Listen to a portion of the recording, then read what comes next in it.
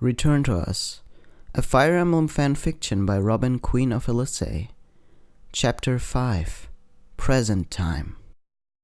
Crom's thoughts were interrupted when the sound of a snore rose up to him. The exiled glanced over and smiled when he found Lucina sleeping peacefully on Henry's lap.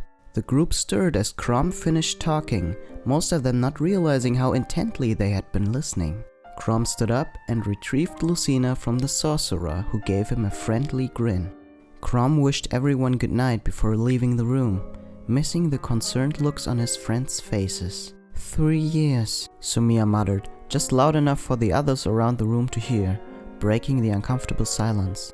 He tries to hide it, but it is beginning to weigh on him. 3 years is just too long. All around the large room, the attending members of the Shepherds agreed. Well, surely there's gotta be something we found over the years? Rickon asked, all eyes turning expectantly to Ylisse, who sunk down into her chair, shaking her head. No, we have nothing.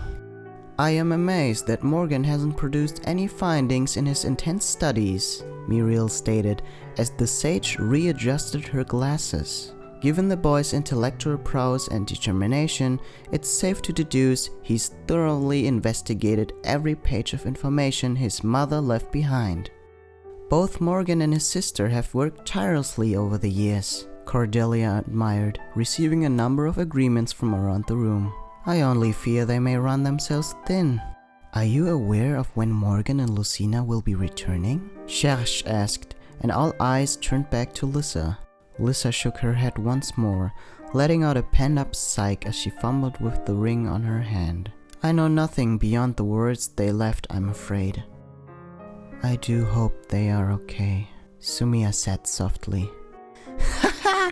If there's any group of kids who can take care of themselves, it's those two, Henry laughed with a large grin on his face. After all, there are few swordsmen capable of matching Lucina, and equally few who could hope to match Morgan in a test of wit. I'd love to see the imminent fate of any who would try to do them harm, hehe, he grinned, gaining a number of concerned glances from the others in the room.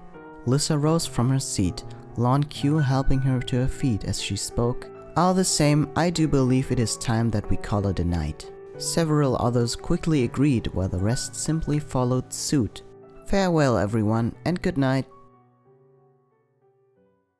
Crom set his daughter down upon the large bed as gently as he could, careful not to awaken her from her slumber. For a moment he stopped to reflect upon his daughter and smiled as his mind had begun to reflect upon the similarities young Lucy held with her counterpart, the Lucina who had come to them from the future. Over the years, Lucy had become very fond of Lucina, who treated her like a younger sister, and had helped the young girl get past the struggle brought from the absence of her mother. The thought of Robin brought a weak smile to his face, as he thought of all the ways young Lucy was proving to be like his wife, the playful glee in her eyes, the thoughtful flash she had when an idea came to her, her uncanny ability to slip away from anyone who was watching her to find a way into his study, and both Lucy and Lucina demonstrated a unique stubbornness which Crom knew all too well came from their mother. Robin had never been one to give up without a fight, Crom mused as he tucked the young princess into her bed. No matter what had happened, Robin would fight to the bitter end to ensure everyone would make it out alive. In the end, she had always succeeded, even if it was at the cost of her own safety.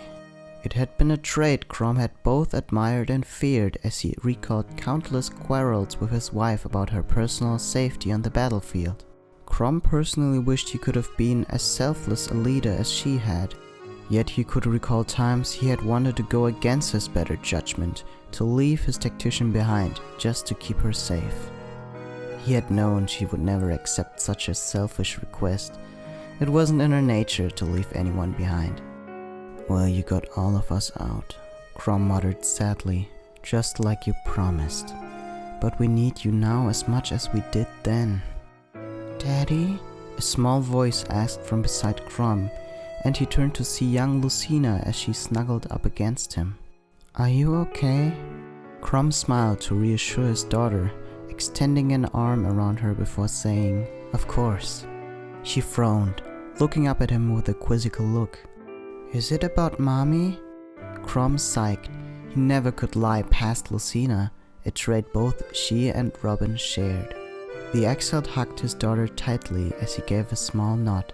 Can you continue the story about mommy? She asked, hopeful eyes gazing brightly up at him. It's past your bedtime.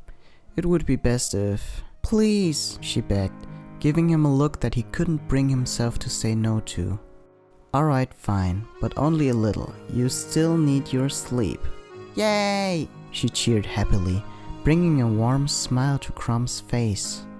Where were we? Oh yes, he chuckled as the memories came back to him. In the great hall with Aunt Em. Oh, you should have seen the look on your mother's face.